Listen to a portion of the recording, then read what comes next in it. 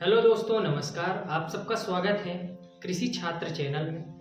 दोस्तों, आज के इस वीडियो में हम ऐसी फसल के बारे में बात करेंगे जिसका उपयोग प्रतिदिन है। चाहे उसे हम सलाद के रूप में यूज करें, चाहे उसे हम सब्जी के रूप में यूज करें, हर एक सब्जी में उसका उपयोग है। हम बात कर रहे हैं टमाटर की खेती के बारे में। दोस्तों, टमाटर की खेती दो तरीके से होती है। पहला है कि आप या तो पॉली हाउस में लगाएं, दूसरा तरीका यह है कि आप अपने खुले खेत में लगाएं। पॉली हाउस में खेती वो करते हैं, ऐसे किसान करते हैं जिन्हें प्रत्येक सीजन टमाटर की खेती या प्रत्येक सीजन किसी फसल की खेती, सब्जी की खेती करनी हो, जो पॉली हाउस में अच्छे से होती है। खुले खेत में खेती वो करते हैं जो एक अच्छा सीजन का चुनाव करते हैं। जिस सीजन में उन्हें फायदा होना है उस सीजन में वो अपनी जरूरत के हिसाब से फसल बदलते रहते हैं। तो दोस्तों, इस वीडियो में हम बात करेंगे खुले खेत में टमाटर की खेती कैसे करेंगे। पॉली हाउस को हम साइड में कर देंगे, है ना। ओपन फील्ड की बात करेंगे जिसमें मैं आपको लागत बताऊंगा, टमाटर की वैरायटी बताऊंगा, मिट्टी कैसी होनी चाहिए, जलवायु कैसी होनी चाहिए, सिंचाई का प्रबंधन, खरपतवार वगैरह कैसे दूर करें, इसमें रोग कौन से लगते हैं, कीट कौन से लगते हैं, इसकी तुड़ाई कब होती है, इसकी नर्सरी कैसे तैयार करें और इसमें हमें उत्पादन कितना मिलेगा और इसमें हमें फायदा कितना होगा, कम से कम कितना फायदा होगा, अधिक से अधिक कितना फायदा होगा, हम सारी चीजें इस वीडियो में समझेंगे। तो दोस्तों, जिन्हें खेती करनी है, मैं बात कर रहा हूँ फरवरी और मार्च महीने की। ये ऐसा महीना है, जायद ऋतु की ये फसल कहला जाती है। इस महीने में सबसे ज्यादा फायदा टमाटर की खेती से होता है ना। टमाटर का पूरे साल भर का जो सीजन होते हैं उन दोनों को मिलाकर, पिछले सीजनों को मिलाकर इस अकेले सीजन में आपको फायदा हो सकता है इतना ज्यादा। इस सीजन में हालांकि मेहनत ज्यादा होती है ना, क्योंकि गर्मी ज्यादा पड़ती है, धूप ज्यादा पड़ती है, तो हमें अपनी फसल की सुरक्षा थोड़ा ज्यादा करनी होती है। चलिए दोस्तों, शुरू करते हैं टमाटर की खेती के बारे में, जिसमें हम सारी चीजें समझेंगे।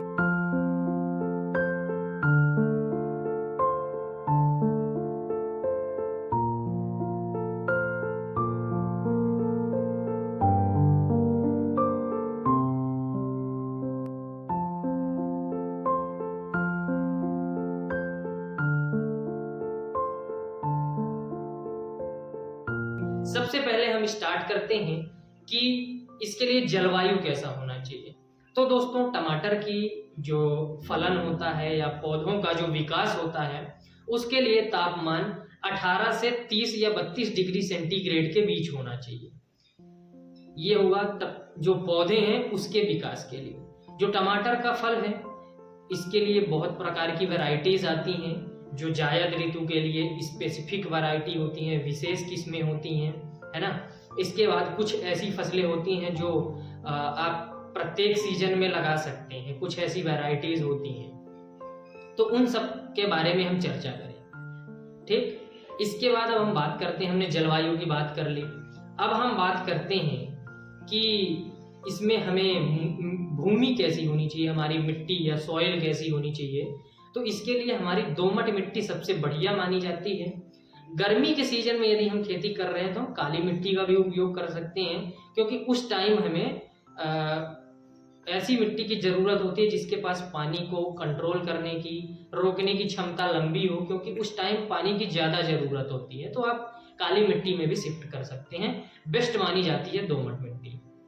अब बात करते हैं दोस्तों, मिट्टी की बात कर ली हमने, खेत को हम तैयार कैसे करें।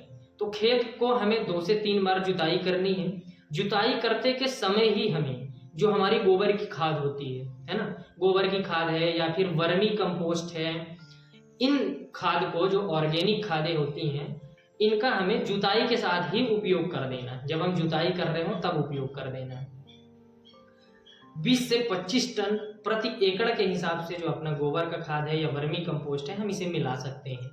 नीम की खली होती है या फिर जीवामृत वगैरह होते हैं जो ऑर्गेनिक खाद के अंतर्गत आते हैं, आप इन सब का भी उपयोग कर सकते हैं। भूमि की भी तैयारी कर ली हमने। अब बात करते हैं हम बीज कौन सा लें, है ना। तो दोस्तों, मैंने जो किस्में उपयोग की हुई हैं उन किस्मों के बारे में पहले बताता हूं, फिर बाकी की किस्में भी बताऊंगा। दोस्तों मैं पिछले 2 साल से IIVR की किस्में आती हैं, Indian institute of vegetable research, है ना, जो कि वाराणसी में है। ये सरकारी ICAR की एक संस्था है ना। यहाँ बहुत सारी टमाटर की भी वैरायटीज हैं, अन्य फसलों की भी वैरायटीज हैं। इन सबको आप ऑनलाइन परचेज कर सकते हैं। इस ऑनलाइन परचेज का भी हमने वीडियो एक डाला हुआ है, आप उसको चैनल में जाके देख सकते हैं कि कैसे आपको ऑनलाइन बीज आप कैसे खरीद सकते हैं। दूसरी चीज इसका फायदा ये है कि इसके जो पौधे होते हैं, इस IIVR की जो वैरायटीज हैं, जैसे काशी आदर्श है, काशी छाया है ना, ऐसे करके 4-5 टमाटर की इनकी वैरायटीज हैं। 1-2 वैरायटीज हाइब्रिड हैं, 1-2 वैरायटीज कंपोजिट वैरायटीज हैं। ये हमें F1 जनरेशन, मतलब कि जो हमारा पहला जनरेशन है, उस जनरेशन का हमें ये बीज देते हैं। और दोस्तों मैं आपको वीडियो में दिखा दूंगा, आप पीछे वीडियो में देख पा रहे होंगे कि कैसे वैरायटीज ये पैक करके देते हैं, है ना, आप कैसे परचेज कर सकते हैं, उसका वीडियो हमने डाल रखा है।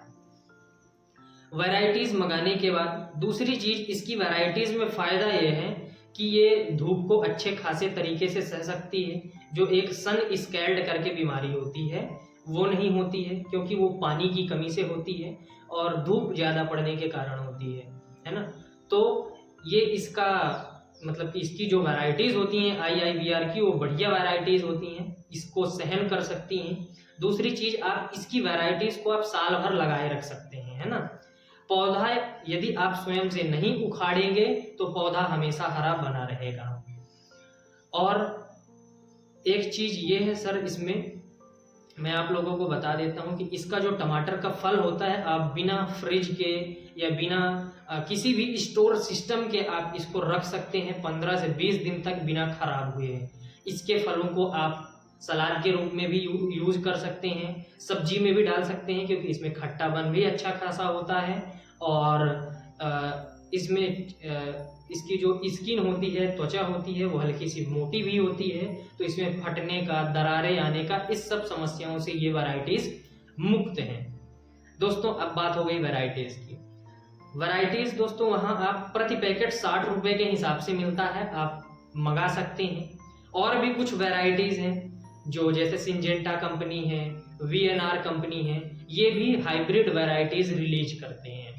बीज दर की बात करते हैं तो 400 से 500 ग्राम प्रति एकड़ के लिए उपयुक्त माना जाता है, और इससे कम में भी काम हो जाता है ना, 300 से 400 ग्राम में भी काम हो जाता है, क्योंकि ये जो बीज दर है ये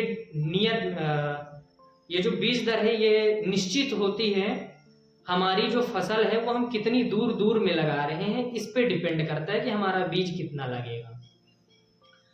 अब बात करते हैं नर्सरी कैसे तैयार करें। नर्सरी तैयार करने के लिए हमारे पास हमारा एरिया होना चाहिए जिसकी हमने जुताई की हुई हो। इसके साथ साथ या फिर हम ट्रे में भी बना सकते हैं, तो जो ट्रेज आते हैं उसमें भी कर सकते हैं। ट्रे के लिए मैं बता देता हूँ आपको, कोकोपीट या वर्मी कंपोस्ट और इसके साथ साथ जो हल्की सी रेत और हल्की सी मिट्टी, ये सारी चीज़ें मिला के, या FYM जो गोबर की खाद आती है, ये मिला के आप एक रेशियो मिक्सचर तैयार कर लें, जिसमें 50% गोबर की खाद या वर्मी कंपोस्ट हो गया, 25% रेत हो गई और 25% ही मिट्टी हो गई। तो ये मिक्सचर हम तैयार करेंगे, ट्रे में हम डाल देंगे। 1 से 1.5 सेंटीमीटर की गहराई में हम बीज डालेंगे।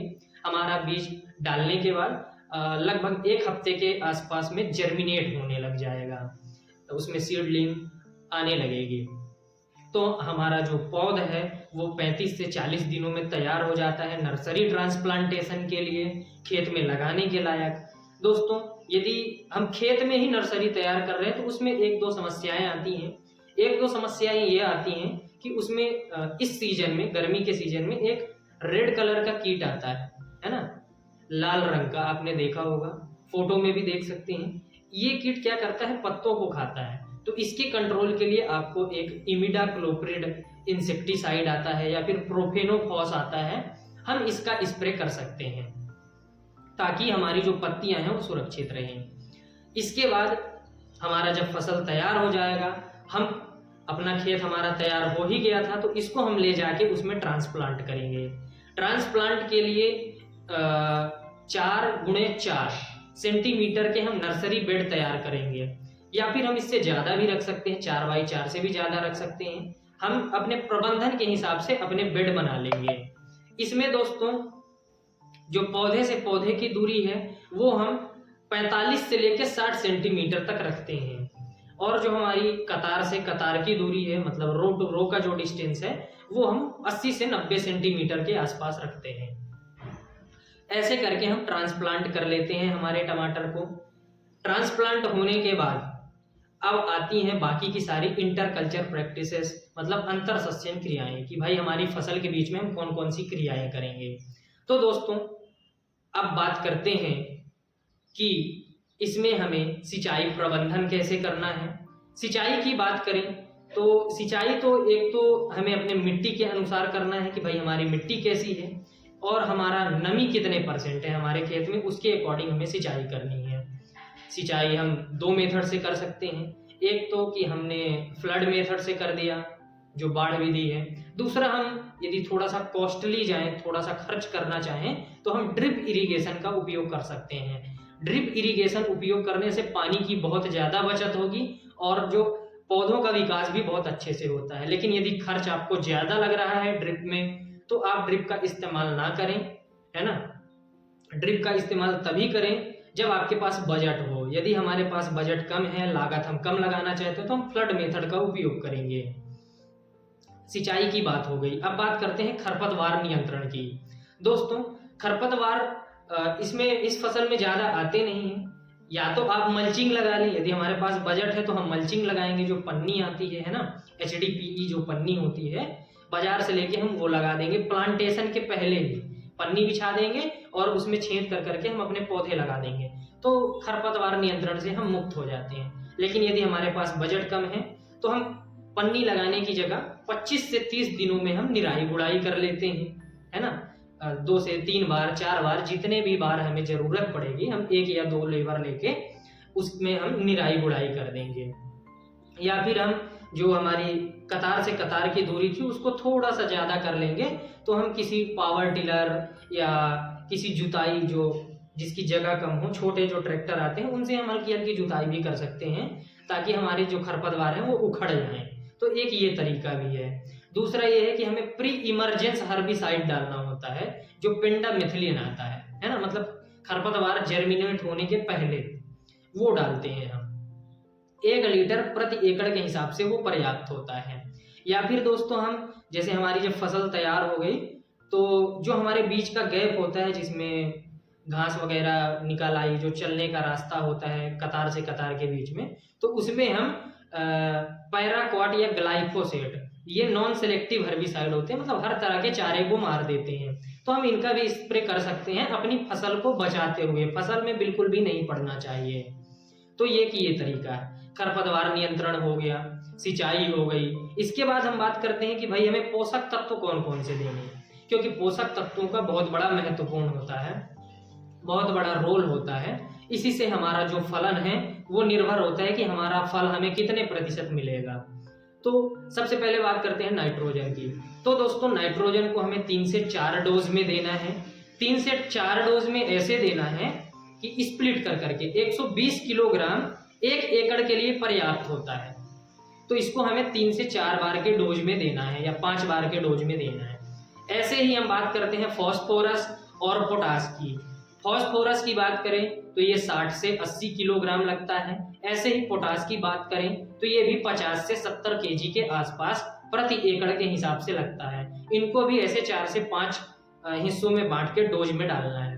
दोस्तों एक चीज और, मैग्नीशियम सल्फेट का स्प्रे करना है। इसके साथ साथ कैल्शियम की डिफिशियंसी के लिए आपको कैल्शियम का भी कोई ना कोई सा पाउडर आता है या केमिकल लिक्विड आता है, इसका भी स्प्रे करना है, ताकि हमारे फल में एक रोग होता है बेर ब्लॉसम एंड रोट, इस रोग से हमें कंट्रोल कर पाएं।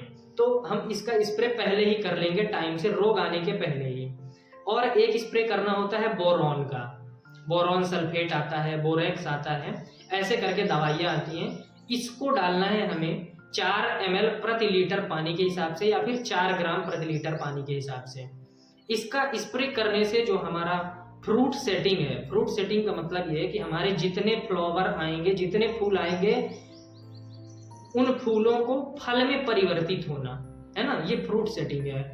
क्या है कि बोरॉन की कमी के कारण हमारे जो फूल होते हैं वो झड़ जाते हैं या फल में कम बदल पाते हैं, तो हम बोरॉन का स्प्रे करते हैं ताकि हमारा फलन, जितने फूल हैं उतने ही प्रतिशत हमें फल भी मिले, तभी हमारा प्रोडक्शन ज्यादा होगा। अब बात करते हैं, हमने इसकी बात कर ली भाई कि हमारा जो पोषक तत्व प्रबंधन था ये भी हो गया। इसके बाद हम बात करते हैं इसमें रोग कौन से लगते हैं और कीट कौन से लगते हैं। दोस्तों इसमें 2 से 3 रोग लगते हैं। पहला लगता है अंगेती झुलसा, ठीक, एक लगता है पछेती झुलसा। इन दोनों के कंट्रोल के लिए हमें मैंकोजेब नाम का एक फंजीसाइड, कवकनाशी आता है, उसका स्प्रे करना है, ठीक। या फिर हम जब नर्सरी तैयार कर रहे थे उस समय भी हमें यह ध्यान रखना है कि हमें हमारे जो बीज हैं उनका भी उपचार करना है।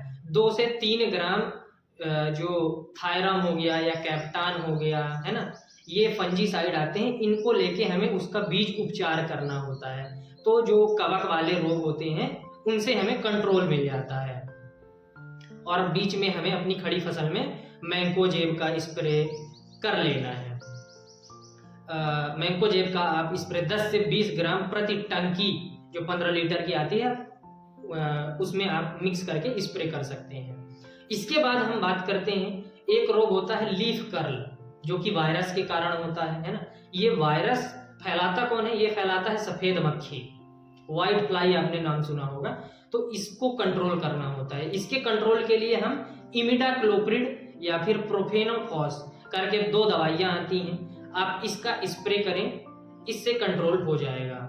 दूसरी चीज, यदि हमारे पास ऐसा कुछ साधन नहीं है स्प्रे का, तो हमारे जो रोगग्रस्त पौधे हैं जिसमें वायरस अटैक कर चुका है जिन पौधों में, उन पौधों को हम उखाड़ के फेंक देंगे ताकि हमारे बाकी के पौधों पर ना फैले।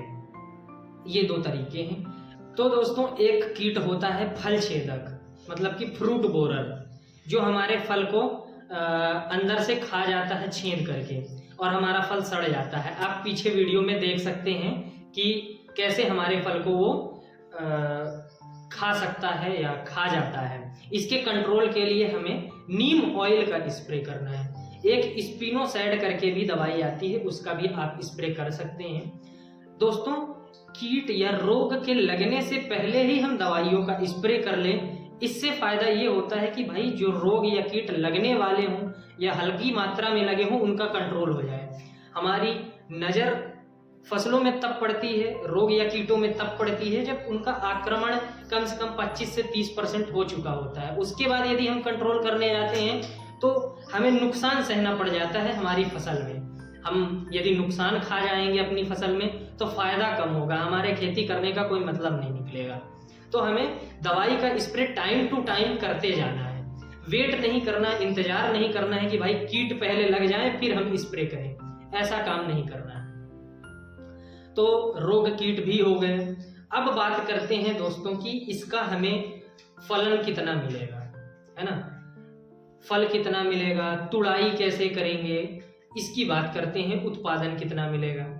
तो दोस्तों इसका जो उत्पादन है कम से कम 250 क्विंटल, मिनिमम कंडीशन में, खराब से खराब कंडीशन में 250 क्विंटल प्रति एकड़।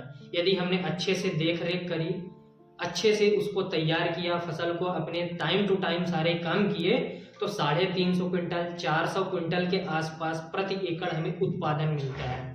यदि हमने अच्छी खासी मेहनत कर ली तो 400 प्लस क्विंटल उत्पादन भी प्रति एकड़ के हिसाब से मिलता है। मैंने स्वयं खेती की हुई है, इस सीजन के लिए भी मैंने बीजों की बुआई कर दी है, बीजों को ऑर्डर भी कर दिया है। मैं आपको उसका स्क्रीनशॉट भी दिखा दूंगा यदि आपको लगे कि भाई झूठ बोल रहा है ऐसा करके, है ना। चलिए अब बात करते हैं उपज की। उपज की बात हो गई, अब बात करते हैं इसकी तुड़ाई हम कैसे करें, कब करें। तुड़ाई में दोस्तों हम जब अपना नर्सरी हमने जब बोई थी, प्लांटेशन के, जैसे हमने आज फसल लगा दी, प्लांटेशन के 60 से 70 दिनों बाद, हमारे 75 दिनों बाद फूल निकलने लगते हैं और 90 से 100 दिनों बाद हमारे फल निकलने लगते हैं, है ना। 90 से 100 दिनों बाद हमारे फलों का उत्पादन चालू हो जाता है, हमारी तुड़ाई चालू हो जाती है। प्रत्येक तुड़ाई हमें करते रहना है टाइम टू टाइम, हल्के से, जब हल्के हल्के लाल हो, ज़्यादा पकने नहीं देना है टमाटर को, क्योंकि डिमांड ऐसी होती है इस सीजन में कि ज़्यादा पके टमाटर लोग खरीदते नहीं है, क्योंकि इनको लंबा चलाना होता है। तो इसके लिए हमें भी हमारे जो खेत है वहाँ से अधपके टमाटरों को तोड़ना है। तुड़ाई कर ली हमने। ट्रांसपोर्ट का खर्चा दोस्तों ऐसे आता है कि हमारा बाजार हमारा कितना दूर है या तुड़ाई में हमारी मजदूरी कितनी लग रही है, इसके अकॉर्डिंग लागत हमारी प्रति एकड़, मैं खेती कर रहा हूँ, मुझे 50 से 60 हजार रुपए अधिकतम बता रहा हूँ मैं, कम से कम तो 40 हजार 35 हजार, इसके अंदर ही सब कुछ इंक्लूड करके अपना काम हो जाता है। अधिकतम यदि हम खर्च कर रहे हैं तो बहुत है तो 50 से 60 हजार रुपए। फायदे की बात करते हैं तो कम से कम फायदा दोस्तों 3 लाख रुपए का नेट मार्जिन, अपनी लागत घटा के मैं बता रहा हूँ, क्योंकि यदि हम 10 रुपए भी बेचते हैं, है ना, और हमारा 350 क्विंटल यदि हमने अच्छे से खेती करी है तो 3.5 लाख का बिकता है। 50 हजार हम घटा दे तो 3 लाख रुपए हमारा फायदा होगा, और घटा दे तो 2.5 लाख रुपए का फायदा होगा। अधिकतम फायदा हमारा 7 लाख 8 लाख 10 लाख रुपए तक भी जाता है, क्योंकि इस सीजन में टमाटर बिकता इतना महंगा है, 20 रुपए 30 रुपए 40 रुपए 50 रुपए किलो तक भी बिकता है। तो वो हमारे बिक्री में मार्केट की डिमांड पे भी निर्भर करता है। इस फसल में दोस्तों नुकसान बहुत कम है, प्रबंधन भी ठीक ठाक है, इतना भी ज्यादा प्रबंधन नहीं करना है कि बहुत ज्यादा करना है ना। 2-3 समस्याएं होती हैं, जैसे कि फल का चटकना, उसके लिए हम बोरॉन का स्प्रे कर देते हैं, और फ्रूट सेटिंग के लिए भी हम बोरॉन का स्प्रे कर चुके हैं। इसके साथ साथ जो एक रोग होता है उसके लिए हम कैल्शियम, जो बेर नाम का रोग होता है उसके लिए हम कैल्शियम डाल देते हैं, और मैग्नीशियम सल्फेट। और दोस्तों यदि आपको और अच्छा उत्पादन लेना है तो एक चीज और बता देता हूं मैं, हार्मोन का इस्तेमाल कर सकते हैं। हार्मोन एक तो GA3 आता है, मतलब जिब्रेलिक एसिड, है ना, इसको आप 50 ppm करके आता है, इसका स्प्रे कर दें, या फिर नेफ्थलीन एसिडिक एसिड आता है NaA 100 ppm, आप इसका भी स्प्रे कर सकते हैं। तो ये होते हैं PGR, मतलब कि पौध वृद्धि नियामक, जो हमारे पौधों को बहुत अच्छे से बढ़वार करते हैं। GA3 हमारे फलन के लिए अच्छा होता है। तो इन दोनों जो हार्मोन है स्प्रे करने से हमारा उत्पादन और ज्यादा बढ़ जाता है। तो दोस्तों अगर वीडियो में दी गई जानकारी आपको अच्छी लगे, लाभदायक लगे, आपको लगे कि आप इस वीडियो के माध्यम से खेती कर सकते हैं तो आप खेती करें। और भी कोई जानकारी चाहिए या मुझे बताने में कुछ मिस हो गया हो तो आप कमेंट करके पूछ सकते हैं। वीडियो को लाइक कर लें, चैनल को सब्सक्राइब कर लें, और भी किसान भाइयों के साथ इस वीडियो को शेयर करें। जय हिंद, जय कृषि। मिलते हैं अगले वीडियो में। नमस्कार।